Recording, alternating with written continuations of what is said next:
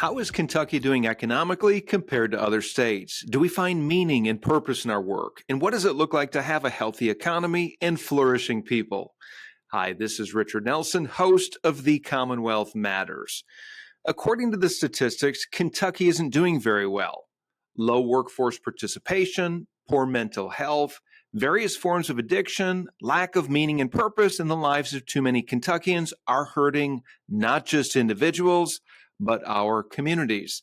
On this program, I'm going to talk about the challenges and then elements for a successful and healthy economy.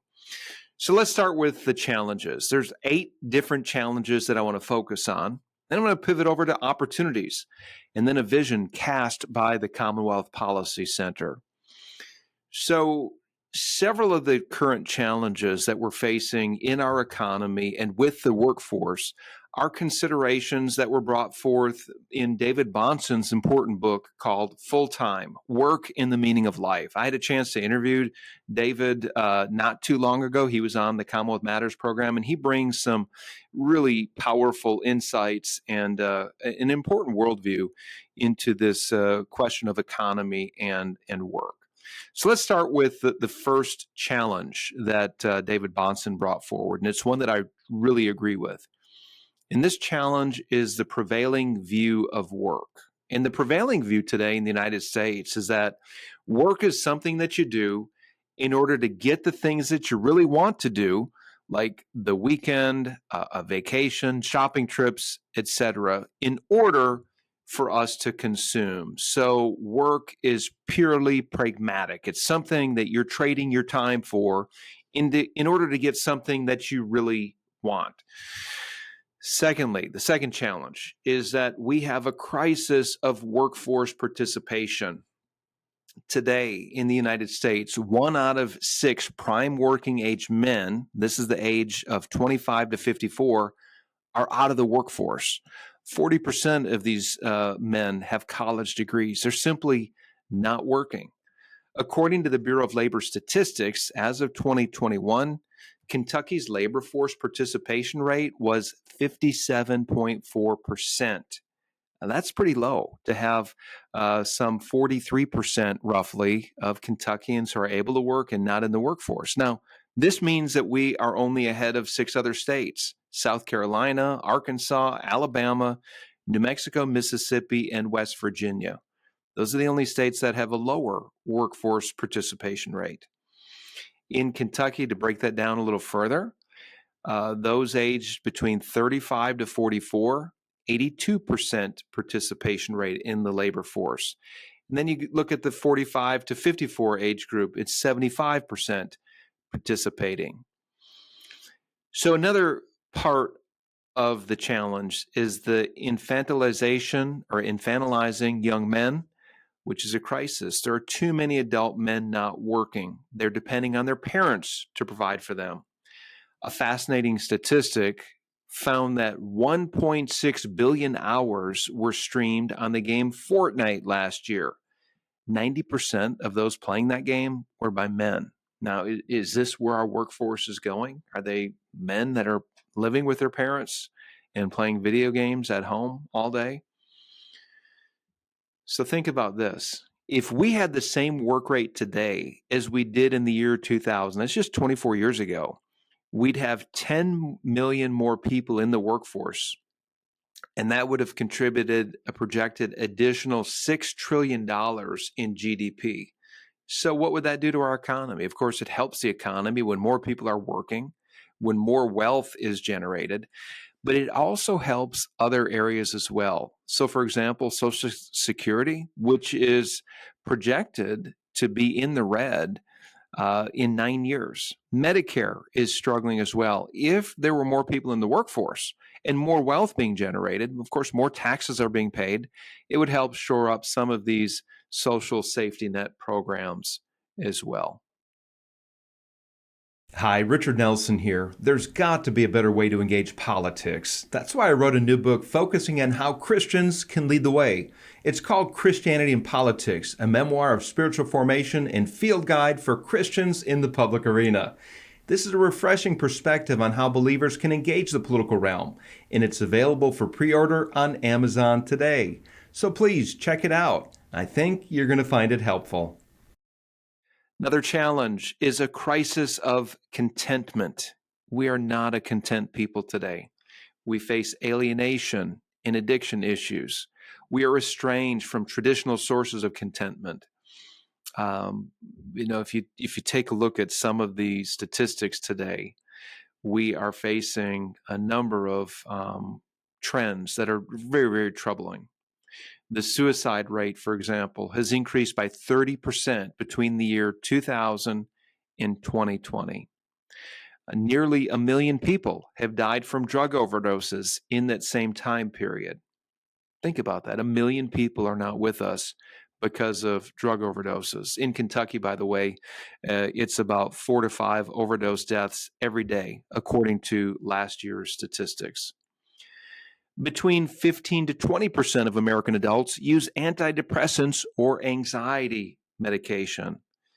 So why is there a relatively sudden increase or decrease in our mental health and related maladies? Now, I argue, and as you've heard me say on this program, that CPC engages the issues from a biblical worldview, but I would argue that we're alienated from our Creator and the purpose and the meaning in life that our Creator gives us. When we separate ourselves from our Creator God and His purpose and plan for our life, friends, it doesn't end well. Listen to what C.S. Lewis said. A car is made to run on petrol, and it would not run properly on anything else. Now, God designed the human machine to run on Himself. He Himself is the fuel our spirits were designed to burn, or the food our spirits were designed to feed on. There is no other. What a profound insight. And I agree 100% with Lewis that God made us for Himself. David Bahnsen said that faith, family, friends, and work all play a role in our happiness or in our unhappiness. Look, if you are in a highly dysfunctional family, you're not going to be happy. If you're in a job that you hate to do, you're not going to be happy there. Yet, with this said, work is systematically blamed as the source of our unhappiness. Bahnsen went on to say that he, in his book, Full-Time, Work and the Meaning of Life, he is arguing for the happiness of humanity. And what he's saying is that when people find their calling, when they find the job that they love to do, when they're able to put their creativity and energy and talents into whatever it is that God made for them, that they're going to be happier. And, statistics bear that out. Another challenge we face is a deficient theological view of work. And this begins in the church. Too many Christians believe that work is part of the curse and that it's something that you do in order or until you get to heaven. Not in order to get to heaven, but until you get to heaven. Or Christians see work as something you do in order to make money, in order to support Christian ministry. The problem here with this theology is that work is a pre-fall creational ordinance. Work was something God created for Adam and Eve before they ever rebelled against Him and ate that forbidden fruit. We are made to work, friends. Work is in our DNA, and it is part of being an image bearer of God. When we work, when we create, when we provide, these are things that God did. He worked, He created, He provided. And as image bearers of God, we work as well. Listen to what Genesis 1:26 through 28 says. So God created mankind in His own image. In the image of God, He created them. Male and female, He created them. God blessed them and said to them, be fruitful and increase in number. Fill the earth and subdue it. Rule over the fish in the sea and the birds in the sky, and over every living creature that moves on the ground. That is part of who we are as image bearers. We were put in the garden to, first of all, to be fruitful, to increase in number, to fill the earth, and then to rule over it. That's what subduing is, ruling over the fish in the sea, the birds in the sky. God gave this good creation to us to develop it. And this is known also as the cultural mandate. David Bahnsen says this: our work ought to be a gift that flows from our spirit, a vehicle for creating shalom, and not a substitute for real shalom. So again, when we find what we are made to do, when we use our gifts and talents, work is a gift to others. It is a joy to pursue what we're made to do, but it's also a gift to others. It's a vehicle for creating shalom. And this idea of shalom is a Hebrew term that means when everything is right. It's not just peace. Shalom means peace, but it's a peace where everything is as it should be. Well, when we find our calling, when we're working in being a gift to others, that brings shalom, a real shalom to our communities. Dorothy Sayers said this: work is not primarily a thing one does to live, but the thing one lives to do. It is or should be the full expression of the worker's faculties, the medium in which he offers himself to God. Now, friends, we don't hear Christians talk like this anymore, do we? And Dorothy Sayers, who was a Christian writer and thinker back in the mid 20th century, said something. This is very provocative here, right? She's saying that we don't work, we don't do work to live, but we have work. This is our purpose in life, essentially, is what she's saying.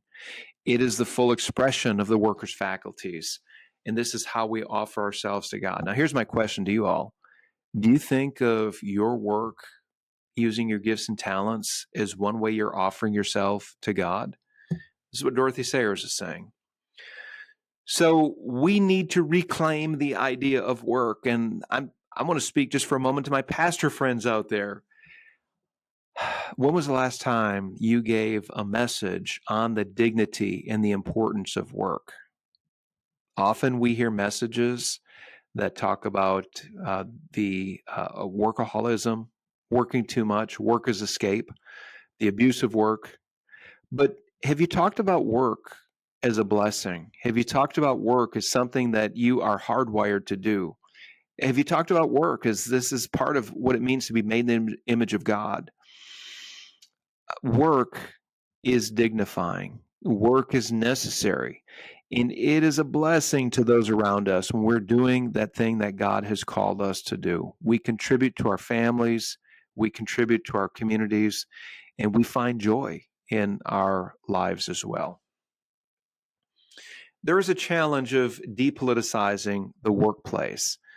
Some of you may be familiar with a group called the Human Rights Campaign. It was one of the original pro-LGBT rights groups in the country. They're still a very prominent group. But what they began doing about 3 to 4 decades ago was they were rating companies based on how LGBT friendly they were. And they would give these companies ranks from A to F. And the companies that had A's were those that were giving domestic partner benefits, those that were somehow acknowledging homosexual rights, and those that were at the bottom of the list, they would give failing grades. And then eventually the Human Rights Campaign would begin soliciting contributions. Not only were they rating companies, but then they began to get companies to donate to their cause. Now, it's well-funded. They have a huge, huge budget. But this was the first intrusion, I would say, one of the early intrusions. There were some other groups out there that did this, but this was an intrusion of ideology into the workplace. Now, today, we're seeing other ideology bringing itself into the workplace as well. I think of ESG. policies, debanking, the canceling of business owners. We saw this in Lexington, just down the road from us here, where Blaine Adamson, the co-owner of Hands On Originals, was canceled because he had a politically incorrect view on a certain issue. Another challenge is the grievance culture that we face. There's a lot of grievance peddlers there, those who are stirring up enmity, those who are picking at old wounds. And then we have an envy culture as well. Well, it's the rich are just getting richer. It's the rich that are ripping off the poor. To broad brush an entire group of people like that is wrong. It is it feeds on envy. It brings about class warfare, and that's something that hurts every society that engages in that kind of a thing. So grievance culture and class enmity and class envy. Have you ever wondered why America is the most prosperous nation in history? We've certainly been blessed, but we take the conditions for prosperity for granted. That's why CPC is hosting the Toward a Better Bluegrass Conference. We've invited some of the top thinkers and leaders to speak about the sources of our economic strength. Biblical principles, America's founding framework, and individual capacity are a few issues that we'll be addressing. So please join us on October the 18th in Lexington. And for more information, go to our website, commonwealthpolicycenter.org, and we look forward to seeing you there. If you're just joining us, you are tuned in to the Commonwealth Matters. I'm Richard Nelson here, and we're talking about the importance of work and elements of a strong and healthy economy. And I'm going to get this plug in right now. We are bringing a conference to Lexington on October the 18th. It is called Towards a Better Bluegrass, Sources of Kentucky's Economic Strength. And we're bringing in speakers from all over the country to talk about elements of a strong and healthy economy. Towards a Better Bluegrass will be again in Lexington, October the 18th. More information can be found on our website. Just go to commonwealthpolicycenter.org. The last challenge I want to focus on is, well, I might have some more here, but a major challenge is of government overstepping and getting involved in areas that are outside its scope and efficiency. And it's also government programs trapping people in dependency. So we just had the two major political parties had their national conventions. With one of the major political parties, they talked more about empowering people. They talked about moving government out of the way, less taxes, less regulation, that kind of thing. And with the other major political party, you had a message of government getting more involved, government directly interceding for people, maybe providing jobs, providing more housing, engaging in ways that the government typically has not engaged throughout most of the history of this country. So I want to talk for a moment about government programs trapping people into dependency. Now, we have safety nets here when you have vulnerable people, those who cannot find jobs or able to work. You do have a safety net program there. However, there are many people who are trying to get out of various government programs and to provide for themselves. But the challenge is that many of them are trapped in these programs, because if they get a job and start making a little bit too much, they face losing their subsidized housing. They face losing food stamps. They could lose their health insurance. And I'm thinking of the single mom who has children that are depending on her. That is too great a risk for her to leave those essentials in her life if she's trying to leave government programs. This is something that needs to be reformed. I've just talked with a legislator about this recently. Something that I hope we can lead the way on here in Kentucky is to free people up who are in various programs so that they can work and without losing other important supports that they have in their lives right now. There was a headline in an online education journal called The 74. The headline said this: poll, Americans want next president to focus on workforce prep and hiring teachers. Now, here's the question I have for y'all. Since when do we as Americans depend on the president of the United States to focus on workforce preparation? When do we depend on a president to focus on hiring teachers, by the way? If you recall, go back to your basic civics class that you had in elementary school about the different levels of government. Federalism, you have the federal government, which the president is at the federal level. Then you have state level government and local level. These ideas of workforce prep and teachers, at the very best, it's local level. But really, ultimately, when it comes to workforce prep, isn't that something that individuals should pursue? It starts with their initiative. It starts with their decision to pursue education, whatever it is that they might feel led to go into. I don't understand how the idea that the president should focus on workforce development and education. And by the way, the idea of education, federal involvement in education, didn't happen until the Carter administration in the mid 1970s. You know, there are other nations that have federal level governments that do these things, but they're totalitarian nations. They have command economies where they determine what the needs are, and then they tell people specifically, here's what you will do. This is not the scope of a presidency in a democratic republic. Let me share some good news on the policy front. The Kentucky State Legislature is moving us in a better financial position than it was just 8 years ago. First of all, significant work has been done to shore up our state pension system. 8 years ago, the largest pension plan in the state was about 40% funded. Today, it is about 60% funded. It's doing much better, yet there's still a lot more work to do. Kentucky has gotten more competitive with other states in that we've become a right to work state, and also prevailing wages have been nixed, making public projects more affordable to taxpayers. We are on track to abolish the income tax. It will likely be dropped to 3.5% in 2026. And in fact, I just learned earlier today that the very first bill in the legislature is likely to be the one that drops the income tax from 4% down to 3.5%. And by the way, for each 0.5 percentage point that the income tax is dropped, it adds $1 billion into the economy.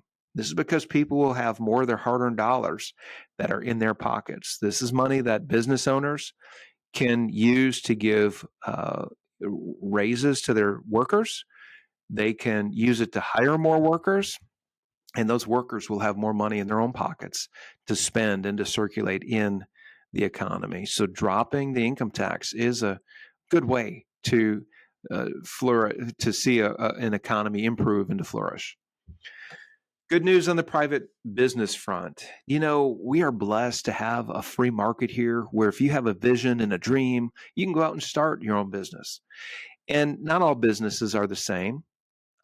Some do things better than others. Some take care of their workers better than others. And I think of places like Hobby Lobby or Chick-fil-A, where they've created workplace cultures that really focus on their employees. Their employees can thrive and they pay them well, they treat them well, and you see that reflected in the overall culture of the workplace and in their ultimate service as well. I'm going to close with something I brought up just a few minutes ago, and that is that the Commonwealth Policy Center is bringing a conference to Lexington. Again, it's called Towards a Better Bluegrass, Sources of Kentucky's Economic Strength.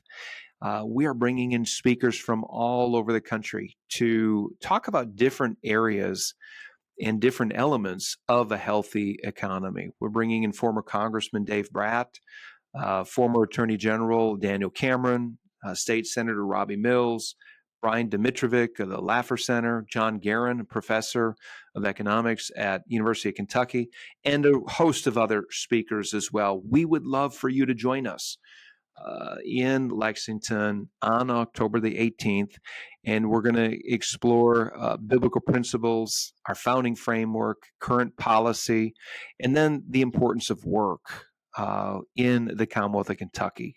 It's going to be a great conference. Again, great speakers lined up, great topics that we will be covering. And you can go to our website to find more and to register. Just simply go to commonwealthpolicycenter.org. That's commonwealthpolicycenter.org. And then I ask you to do this. Promote this to your network. This is an important conference with significant speakers. Invite your colleagues to attend, or even your pastor, and then make sure that you register. So again, check out more information about Towards a Better Bluegrass Conference, Sources of Kentucky's Economic Strength. Go to commonwealthpolicycenter.org. Thank you all again for joining us on the Commonwealth Matters, and until next time, may God bless you.